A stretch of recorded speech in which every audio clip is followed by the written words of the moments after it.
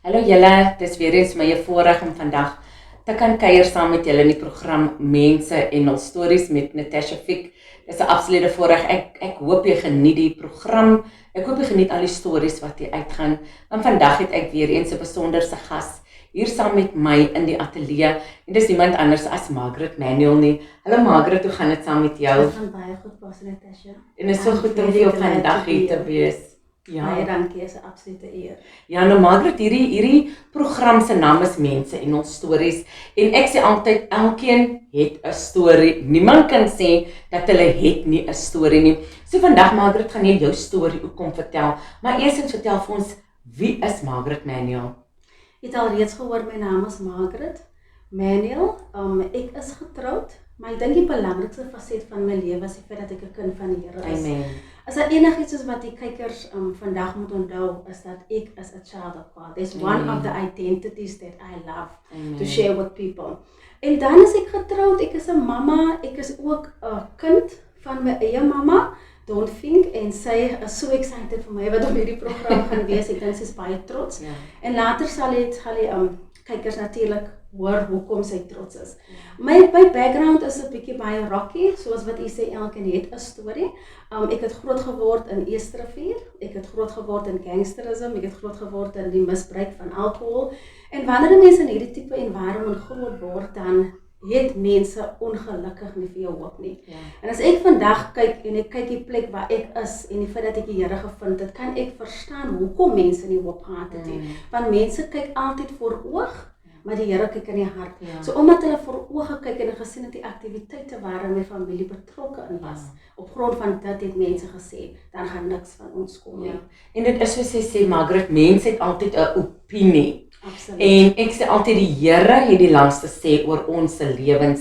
Die mens kan maar iets sê, maar God het die laaste sê oor ons lewens. En Margaret sê jou lewe was nie altyd so rooskleurig nie. Dit was nie altyd goed nie. Ek sê altyd die mense sien ons nou, maar hulle weet nie die pad waar langs die Here vir ons gedraai het nie. So vandag gaan jy so 'n bietjie vir ons meer uitbrei oor daai pad waar langs die Here vir jou gedraai het. Ek dink soos ek al reeds genoem het, Pastor Natasha, is dat ek het groot geword in gangsterisme. My pa was die hoof van 'n bendelid, of 'n groep, soos hulle dit noem. My broer was ook, en met dit het ons nog gesmokkel ook, en hulle noem dit mos nou die smokkeljaard, of hulle noem dit die Sabine, of wat ook al. So met dit alreeds, ek dink gangsterisme op sy eie is een ding, because I was born into it, ek was nie self 'n gangster nie. En dan het ons ook mos nou natuurlik die smokkel gehad, en ek dink dit is die gedeelte wat die gemeenskap laat voel het, dat Gustav John Fink, wat my oorlede pa is, se kinders gaan niks aan jou kom nie. Want as mense na ons kyk, dan sien hulle hoe ons mense se lewens reneer. Want as iemand by die huis kom en hulle kom met hulle geld, dan is hulle eers by Gustav se jaard. En ek kan verstaan die hartseer en wat daaraan gepaard gaan. So obviously is al reeds labels op ons as kinders gesin wat sê, julle is gangsters se dogters, of julle is dit. En as ek vandag terugkyk, dan kan ek vir die Here baie dankie sê. Maar wat ek ook wil noem, Pastor Natasha, is die gedeelte waar mense kyk na smokkelaars en hulle gooi die sigte en die vloeke. En ek kan verstaan, ek het heeltemal medelee met hoekom mense so sal redeneer. Maar wat ek wil noem vandag, is altyd of die meeste smokkelhuise is in ons gemeenskap, of in ons kleerling gemeenskappe. En het ons al een keer teruggekyk en vir onsself gevra, maar hoekom mense resort into these activities? En wat ek vandag met die kykers wil deel, is mense wat in hierdie bedrywigheid betrokke is mense wat nie geleerdheid het nie, want dit is wat met ons gebeur het. Die groot rede hoekom ons in gangsterisme was en in smokkelbedryf was, is omdat my pa moet brood op ons tafel gesit het. So in plaas van my oë persoonlik het oopgegaan. Ek dink die dag het ons 'n prayer walk gaan doen aan die strand, en ons het gegaan na die verskillende smokkelhuise toe, en daai aand het die Here met my gepraat, om saam met die gemeente te praat oor, kom ons change ons outlook. In plaas van net heeltyd die mense vervloek en kwaad raak vir die mense, dink 'n bietjie dat dit is die mense se brood en se botter.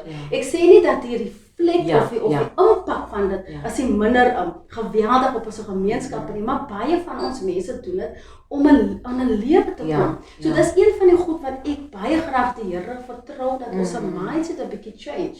Ek sê nie dit was goed wat my ouers gedoen het nie, maar dit gedoen met 'n rede. So dis 'n bietjie van my. En Margaret is so waar wat ek sê nou. Ons as mens, veral soos jy nou sê miskien in die kleerlinggebiede in, maar vandag miskien bietjie breër, waar mense kan sê, soos hy gesê dat daar gaan niks van Margaret kom nie. En miskien het jy in jou lewe ingeworstel met vra, Here, hoekom kom niks op 'n plekkie? Here, hoekom gebeur niks nie? Maar dan is dit eintlik daai vloeke wat vir jou gaan agtervolg het oor mense wat dit oor jou lewe gespreek het, mense wat dit oor jou pa gespreek het, oor jou broers en jou susters uitgespreek het. En dit was hoe jy nou gesê toe hulle ook vir jou gelabel het. Miskien daai vrou wat se man elke aand kom sit het op daai smokkelysie, want daai vrou wat miskien in die aand aan die slaap gehuil het, waar is my man? Miskien het hulle dit al daai dinge oor julle gespreek. Maar wat vir my so uitstaan nie, Margaret, soos ek ook nou gesê dat die Here het die laaste sê. En waar ek vir jou kyk waar jy vandaan kom en waar jy nou is, it's only God's grace that has kept you till here. So vertel vir ons nog 'n bietjie van jouself, Margaret. Hoe het dit gekom of wat het ook gemaak dat jy ook daai verandering in jou lewe in moes teweegbring om te besef dat Here, ek kan nie meer aangaan met hierdie lewe nie. Ek moet op 'n plek en op 'n pad kom waar ek vir U kan sê. Hoe het dit ook teweeggebring? Wat het daar gebeur, Margaret, dat jy daai keuse gemaak het? Ek dink dit is belangrik dat die kykers moet verstaan. Die gangsterisme was nie so groot van die issue nie, maar ek dink is die uitsprake wat my pa gemaak het oor my lewe, of eerste voor ek daar kom, het iemand vir my gesê my ouers wou my nie gehad het nie. En ons besef nie hoe kragtig woorde is nie. En met dit gesê, het hulle ook vir my gesê dat ek was 'n baie lelike kind. En my ma het vir my baie weggesteek. En die feit dat hulle sê ek wou nie, my ouers wou my nie gehad het nie, was een ding. Die tweede ding het hulle vir my gesê ek was 'n baie lelike baba en my ouers het my weggesteek en dit het soveel impak in my lewe gemaak. En toe kom daai rejection van my ouers wou my nie gehad het nie. En om daai rejection te volhou, dis waar ek betrokke geraak het in parties en ek was elke dag, ek het geglo ek kan myself nie geniet as ek nie dronk is of onder die invloed van alkohol is nie. En so het my lewe aangegaan. En op grond van dit het my pa vir my gesê, daar gaan niks van my kom nie. Ek verstaan dit nou eers die uitlating wat my pa gemaak het, want ek kan nie vir hom vandag blameer vir dit nie. Want as ek kyk na hoe my lewe was, daar was geen rigting nie, ek was absoluut in 'n warbol in my binneste, omdat ek gesoek het na daardie vervulling. En ek het gedink ek gaan dit kry in alkohol, ek het gedink ek gaan dit kry in parties. Ek dank die Here vandag dat ek een keer die dwelmtik gebruik het, maar ek was nie verslaaf nie, van dit glad nie vir my gewerk nie. So ek is vir die Here bly vandag, want ek wil die ding waar ek vandag so gewees het. En so het my lewe aangegaan, ek het geen doel gehad nie, geen purpose gehad nie, geen identiteit gehad nie, because my ouers wou dan nie vir my gehad het. How do I have an identity if the people that gave me my identity wou my nie eers gehad het nie. En so het ek aangegaan en ek het begin by 'n plek by die naam van Hi-Fi Corporation werk. En daar het ek 'n vriendinnetjie geontmoet wat die Here gedien het. En sy was knaand op my keus. Elke dag het sy vir my vertel van die Here. Sy het nooit vir my gesê ek moet die Here dien nie. Sy het nooit vir my geforseer nie, maar sy het my vertel van Jesus. En dis waar ek begin. But I would like to know this God. Want ek het gesien wat die Here in haar gedoen het. En so het ek aangegaan. En toe nooi sy vir my een keer na 'n kerk toe. En everything else is history. En dis waar ek die Here in my lewe ontmoet het en aanvaar het as my persoonlike saak. En Margaret, waar jy ook sê van wat jy 'n uitlaatklep gehad het en sommige kere, en ek sê altyd dat drank is die gateway na dwelms toe. En baie kere verstaan ons nie hoekom sommige mense aan dwelms verslaaf is en aan drank verslaaf is nie, maar soos jy gesê het, dit is om daai pyn te stop, dit wat in jou hart en in jou gedagtes is, om te vergeet daarvan, om daai knaande gedagtes, my ma wou my nie gehad het, en my pa wou my nie gehad het nie, en dit was jou uitlaatklep gewees, om aan drank en om aan dwelms, nie dwelms of verslaaf te raak nie, maar om dit te gebruik en dit te misbruik. Margaret, en waar het jou lewe toe na dit gegaan, toe jy nou die Here 'n kans gegee het? Toe ek die Here die kans gegee het, dinge nie outomaties, en ek moet dit sê, in plek geval. Inteendeel het mense gesê, ek wonder hoe lank gaan sy. 'n gangster se dogter. Ek is alleen in die hele huishouding wat die Here doen. Elke Saterdag maak my suster vir haar reg, want sy gaan nou klap toe.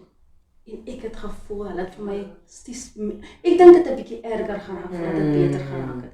Want in plaas van die rejection wat ek ervaar het, en die labels wat ek ervaar het, as gevolg van die history wat my ouers het hulle vir my gesê, daar is 'n manier dat jy sal doen nie. Daar is 'n manier dat jy by die Here sal, nie met jou background, nie met jou ouers, nie met die aktiwiteite wat nog steeds rondom my aangaan, pastor. I'm serving God.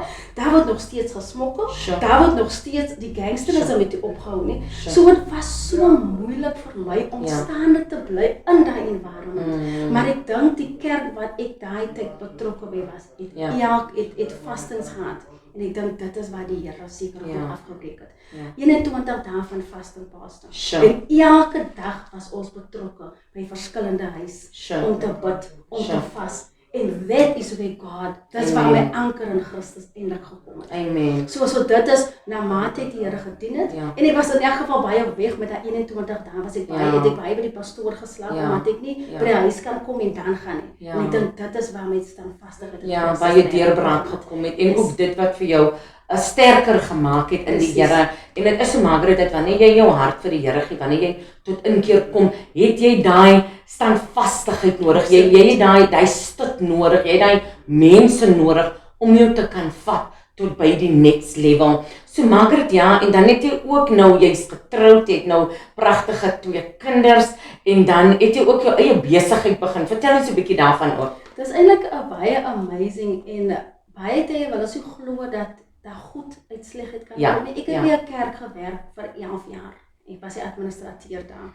En ek moet sê, is as gevolg van die blootstelling wat die pastors vir my gegee het, wat ek vandag hier is. Wat gebeur het is, ek het die kerk se goedjies gedoen, soos die bemarking materiaal gemaak. Ek het niks geken van marketing materials of designing of graphic designing nie. Hulle het vir my die opportunity gegee om myself in daai area op te skerp. En wat toe gebeur, ek was nou toe in dit, en iemand kom in die kerk, en daai departement word van my weggevat. En it was so devastating, because I had so much love for it, because die Here het my gebruik om die kerk te kry, tot by 'n punt, en toe iemand anders gekom, en dit was half van my af weggeneem. En in plaas van gaan sit en saak daaroor, het ek gesê, Lord, maar die ding wat U vir my gegee het, kan nie tot waste gaan nie. En ek het gesê, I'm gonna start doing this for myself. En ek het begin invitations maak vir mense. Ek het nooit mense gevra nie, geld gevra nie, because het was net iets wat ek van gehou het. Ek het eintlik gedink, pastor, dat jy kan actually make a life out of it. En eendag, en ek besluit toe, en ek dink, wat gaan ek hierdie ding noem? Because Rooted Consultancy is just not any name. Ek het vir die Here gevra, wat noem ek dit? En Rooted kom by my, en ek sit net die consultancy gedeelte by. Maar waar dit vir my 'n besigheid geraak is Saul Klaas, en het eendag by my gesit. En hy het vir my gesê, hoeveel mense vir hom vra om 'n poster te maak, en ek vra vir hom, betaal mense vir dit? Ek is like, oh my God, ek actually daar meer geld maak. En dit is waar Rooted Consultancy ontstaan het. Deur iets wat ek gedoen het, dit was weggevat van my, en ek het besluit, ek gaan iets anders met die ding maak. En ek het dit geregistreer, en nou so steeds besig om voort te bou. En as mense jou wil kontak, Margaret, waar kan hulle vir jou in die hande kry? Hulle kan vir my in die hande kry met my selfoonnommer, is 072, ek sê dit gewoonlik in Engels baie makliker, 072-975-3573. 3573. Dis korrek. So is 072-975-3573. En dit is nou posters en designs en alles. Die ding wat ek sien, 'n groot, die posters is een ding, dit doen goed, maar wat ek sien mense nodig het is besigheidskontakte materiaal. Van hoe gaan mense van u weet as u nie vir uself daar uitsit nie. So wat ek doen is ek doen jou bemarking, en dan doen ek jou flyer om jou besigheid te bemark, ek doen jou besigheidskaartjie, ek doen jou besigheidsprofiel as jy dit nodig het, die designing daarvan. So wat gebeur is, hulle bring jy inligting na my toe, ek skep dit in 'n wow thingie, en dan is dit presentable vir moontlike investors of wat ook al die geval is, het doen jou besigheidskaartjie. En wat ek ook sien nogals ook interesting is 'n content creator. So wat ons doen as jy 'n Facebook bladsy en jy's op besigheid. Jy het nie altyd tyd om constant content op die Facebook blad of social medias op te sit. So dit is ook wat ek doen. So I create your content for you, send it for approval and then it get uploaded onto your Facebook. En dan het jy ook jou eie Facebook bladsy, nee? Dis korrek, ja. So mense kan vir jou daar op kry. So Margaret, ons tyd het alweer uitgehardloop. Kan jy dit glo so gou? Ek loop met Margaret se storie regtig geniet. Waar Margaret van gangsterisme, smokkelary, se dogter na 'n koningskind toe, na 'n koningsdogter toe. And God has really done an amazing work in your life. Margaret, vir daai dogter, daai mamma miskien, daai pappa miskien, hulle is nou miskien al groot ouer mense, maar hulle het nog steeds daai rejection binne in hulle, in wat hulle ervaar het as kinders. Wat kan jy vandag vir hulle sê? Dan die een ding wat ek besef, en dit is wat ek by my pastoor geleer het. Toe ons creator was, het God ons asem in ons geblaas. Ja. En die oomblik toe hy die asem in ons blaas, soos 'n apart van homself, is nie dit asem om vir ons in die lewe te kry nie, maar apart van homself het hy in ons gesit. Amen. En wanneer ons in die lewe is en wanneer ons nie die Here ken nie en wanneer ons veral sukkel met 'n gees van rejection, dan gaan ons baie faktore soek. Baie vrou en dis hoekom ek baie empathy het met mense wat byvoorbeeld ras is of hulle is padstaanders of hulle is in prostitution, because I know something on the inside of them maak vir hulle voel dat dit is wat vir hulle kan help. Maar hy void wat eintlik ervaar is dit wat God in ons gesit het. En dit kan ongelukkig nie in hom vervul word. Ek dink my purpose, my identiteit het ek gekry deur vir Christus ontmoet. So as daar 'n mamma vandag na hierdie program kyk, of 'n pa, of 'n dogter, of 'n wat ook al, nee, is net Christus wat daai void in ons lewe kan vul. En ter afsluiting wil ek ook noem, ek het getrou en ek was 'n maagd. En baie het nie gedink dat ek sal trou as 'n maagd nie, want my pa het my gesê ek gaan 'n klomp kinders hê van verskillende manne. So hier trou ek met 'n man en ek het nie eers 'n kind voorkind gehad. En dit is ook deel van die groter testimonie wat die Here gedoen het. Maar om u vraag te antwoord, that void can only be filled. Amen, prys die Here. En is waar wat Margaret sê, dat daai leemte kan nie die Here vul. En wat vir my so mooi is oor Margaret se storie is, die Here het die laaste sê oor jou lewe. Nie mens nie is ons eie ouers nie, maar die Here het die laaste sê oor ons lewens. Baie dankie Margaret dat jy jou tyd afgestaan het. Baie dankie dat jy jou storie kom deel het in die program Mense en hul stories. En ons kan nie wag om jou volgende keer te hê nie, om vir ons nog te kom deel wat die Here in jou lewe kom doen het. Amen. Baie dankie. So dankie dat jy ook ingeskakel was hier op Mense en hul stories. Ons kyk uit daarna om te hoor wat dink jy van die program. Like dit, share dit met jou vriende hier op ons TV kanaal 462. Ons gesels weer eens volgende week van my Natasha Vic. Totsiens.